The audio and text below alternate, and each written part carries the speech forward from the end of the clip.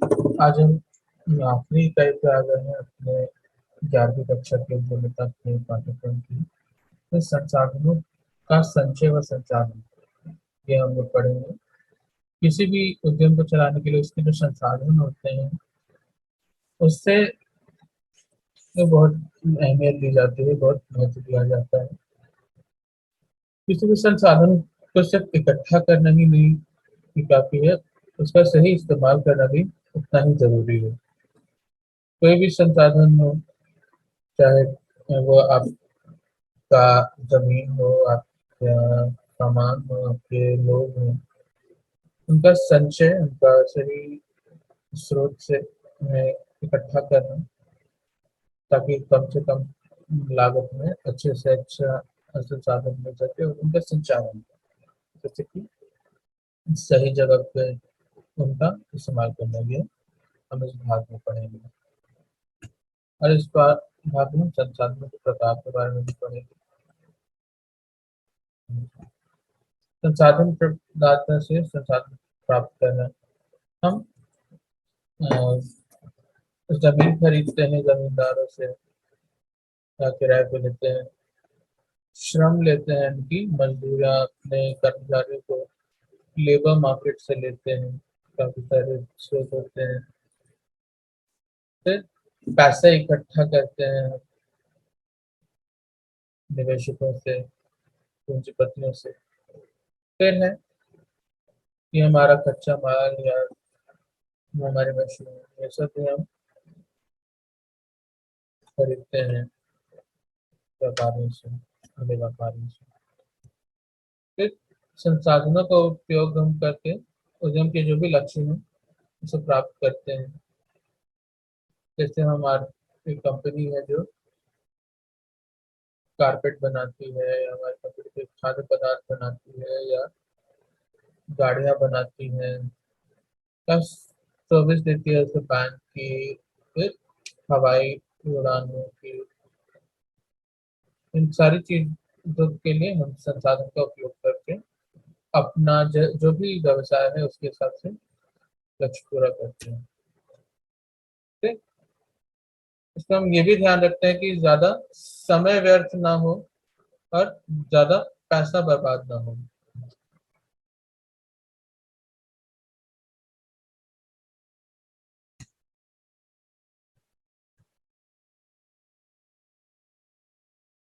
जैसे हम जो भी ये मशीनें लाएं वो हमारे उत्पाद को कम से कम समय में प्रोड्यूस कर दे। हम जो भी कर्मचारी लाए वो बहुत ज्यादा पैसा भी ना लें और काम भी अच्छे से कर दें। ये सब चीजें होती हैं। उनको बहुत महंगी जमीन नहीं खरीदें, अगर कोई बहुत पुरानी टेक्नोलॉजी इस्तेमाल ना करें, ये सब देखना पड़ेगा। सही प्रकार के संसाधन हम सही वक्त पे लेके आएंगे और उचित मूल्य पे हासिल करके उनका सही उपयोग करेंगे। ये सारी चीजें हमारे लिए जरूरी। संसाधन का प्रकार, किस समय हम ले रहे हैं, हम ज्यादा देर से भी अगर कोई चीज लेंगे, जैसे हमें कर्मचारियों की आवश्यकता अभी है, तो ना तो हम 5 महीने पहले लेंगे, ना हम 5 महीने बाद लेंगे। और सही मूल्य पे, बहुत महंगी चीज नहीं लेंगे और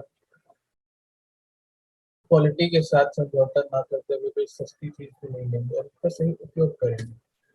ना उन्हें ओवर यूटिलाइज करेंगे, यानी कि अधिक उपयोग भी नहीं करेंगे, क्योंकि चाहे वो इंसान हो या मशीन हो, सबकी एक सीमा होती है। और ना उसका बहुत कम उपयोग करेंगे, इससे भी नुकसान हो सकता है। संसाधन की जगह कोई भी वस्तु, व्यक्ति इत्यादि जो हमारे उद्यम की गतिविधियों को संचालित करने में मदद करता है।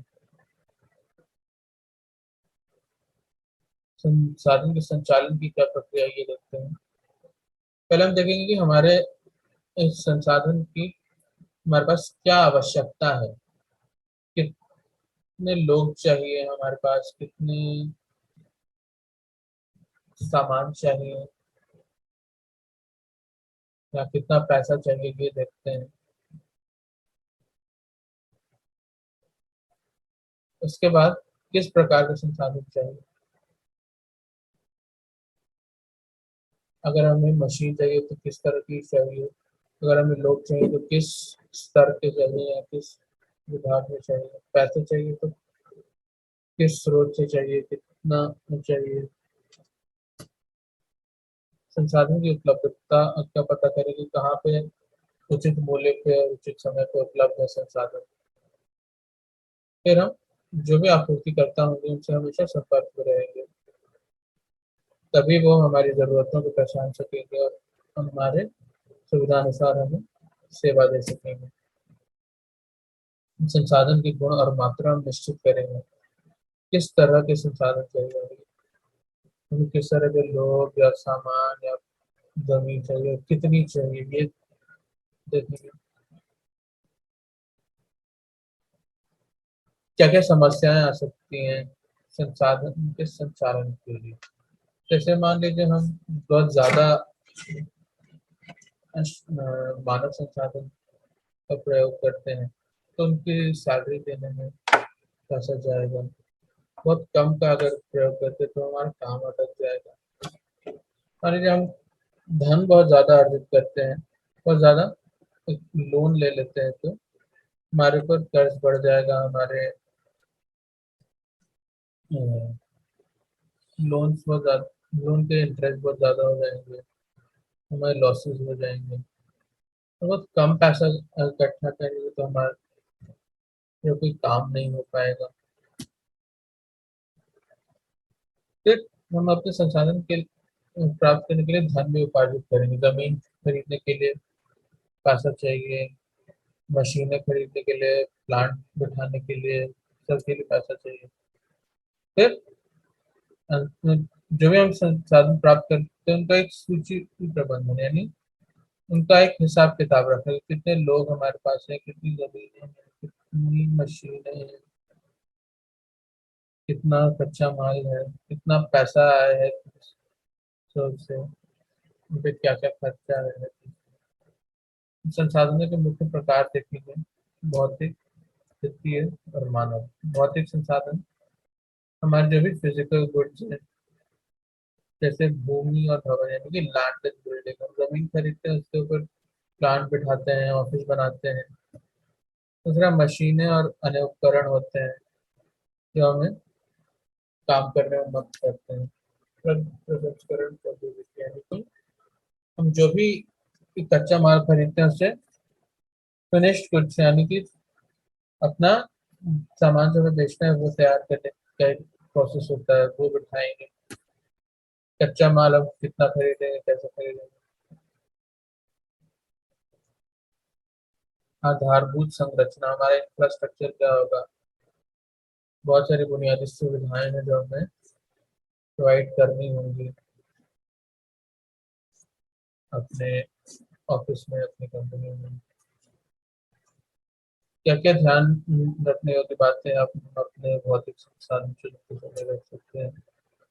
पूंजीगत लागत, कितनी हमारी पूंजी लग रही है चीजें खरीदने में। बड़ी बड़ी मशीनें खरीद रहे हैं, जमीन खरीद रहे हैं तो उसमें हमारा पैसा फिक्स हो जाता है, काफी बड़ा अमाउंट। तो एक ध्यान रखना है।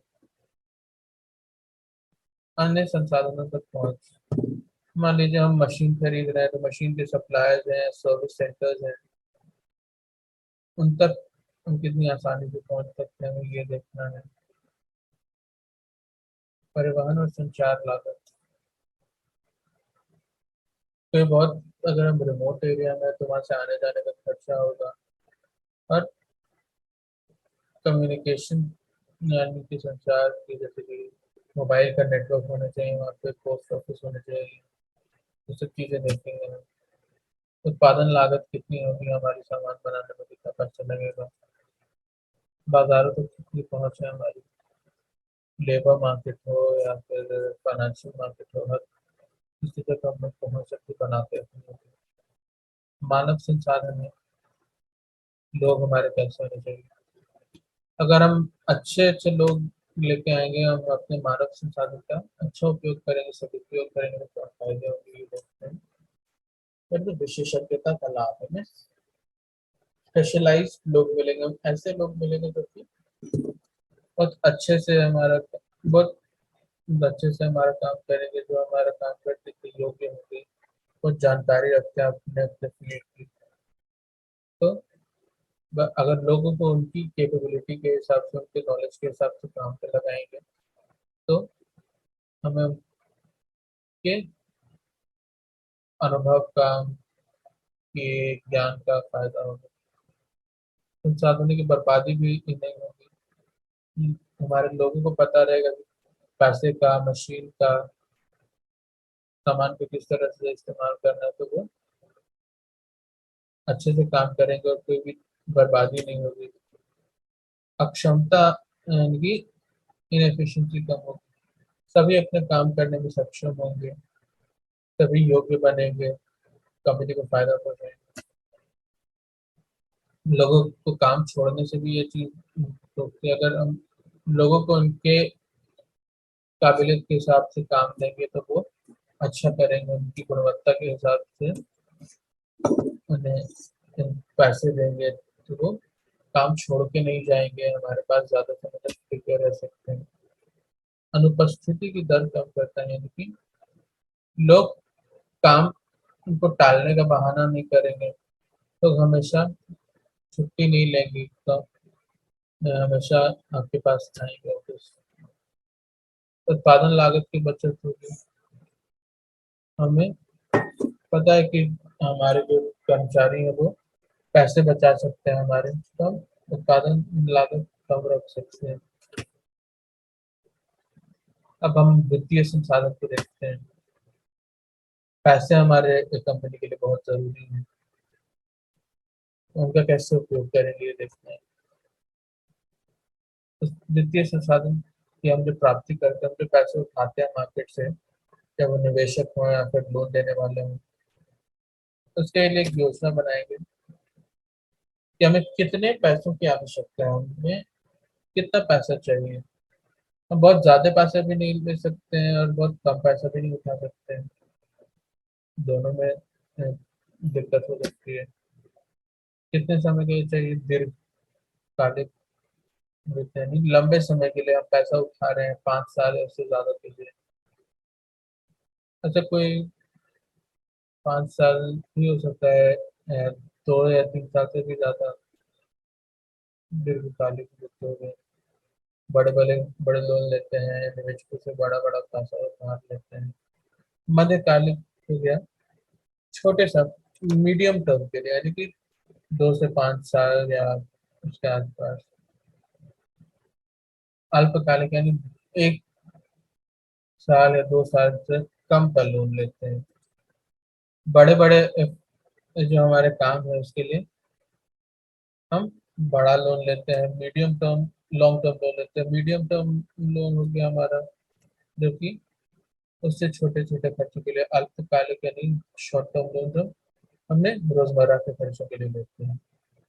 वित्त प्राप्त करने के काफी सारे सोर्स होते हैं, जैसे उनके स्वामी का पैसा है, हम खुद अपना पैसा जो लगाते हैं, हमारी बचत होती है, आप किसी का पैसा लेते हैं। दूसरा है उधार लिया गया पैसा, बैंक से या निवेशकों से पैसे लेते हैं। हमने तीसरी इकाई में फैमिली रेस्टोरेंट का एग्जाम्पल देखा था, हम उस पर फिर से आ जाते हैं।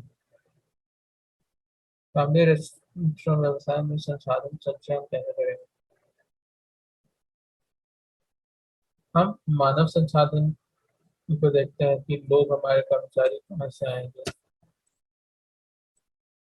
स्थानीय लोगों को प्राथमिकता देंगे, हमारे लोकल्स जो होंगे, आसपास रहते होंगे, उन्हें हम पहले काम देंगे, ताकि हम बाहर के लोगों को हमें घर वगैरह देने से जो खर्चा होगा वो कम हो जाए। नहीं, बावर्ची ऐसा जो पहले से खाना बनाना जानता हो तो ज़्यादा अच्छा है। वो खा- खाने की बर्बादी नहीं करेगा, जितना भी सामान होगा उसका अच्छे से उपयोग करेगा। प्रबंधक हमारा पढ़ा लिखा होना चाहिए, उसे हिसाब किताब आना चाहिए, सारी चीज़ें आनी चाहिए, लोगों से बात करने की तमीज़ होनी चाहिए। लोगों से डील करने का उससे उनको होना चाहिए। वेटर को थोड़ी बहुत अंग्रेजी का ज्ञान होना जरूरी है। ऐसा नहीं है कि वो अंग्रेजी का पारंगत हो, लेकिन कस्टमर से इंटरेक्ट करें, उन्हें क्या चाहिए, क्या खाना पसंद करेंगे, कैसे पसंद करेंगे, ये उनसे बातचीत करके जान मिले तो अच्छा होगा। दूसरा हम देखते हैं भौतिक संसाधन। खाने की सामग्री जितनी है जिससे हम खाना अपना तैयार करेंगे, तो नजदीकी बाजारों से अगर हम लाएंगे तो ज्यादा फायदा होगा। जगह हम किराए की चुनेंगे, क्योंकि अगर हम अपना खुद का बिल्डिंग या जमीन खरीदते हैं रेस्टोरेंट के लिए, तो वो महंगा पड़ जाएगा। उस पैसे को फिर वापस से कमाना मुश्किल हो जाता है, क्योंकि बहुत ज्यादा पैसा लगता है। शहर के बीचों बीच अगर हम अपना स्थान रखेंगे तो वो काफी फायदेमंद होगा। लोगों के बीच हमारी विजिबिलिटी बढ़ेगी, लोगों को देखेंगे कैसे तो हमारे पास आएंगे। वित्तीय संसाधन देखते हैं। छोटे समय के लिए ही लोन लेंगे, 1-2 साल तक के लिए लोन काफी होगा। ब्याज दर कम होनी चाहिए उसके लिए। किस्तों पे लोन लेंगे, ज्यादा फायदा होगा। और मुनाफे का एक भाग हम दोबारा से बिजनेस में निवेश करेंगे। रिटेन अर्निंग जिसे अंग्रेजी में कहते हैं, ताकि जो भी प्रॉफिट हो वो कंपनी के काम में आ जाए दोबारा। ये हम लोग वीडियो समाप्त करते हैं, हम लोग जल्दी मिलेंगे।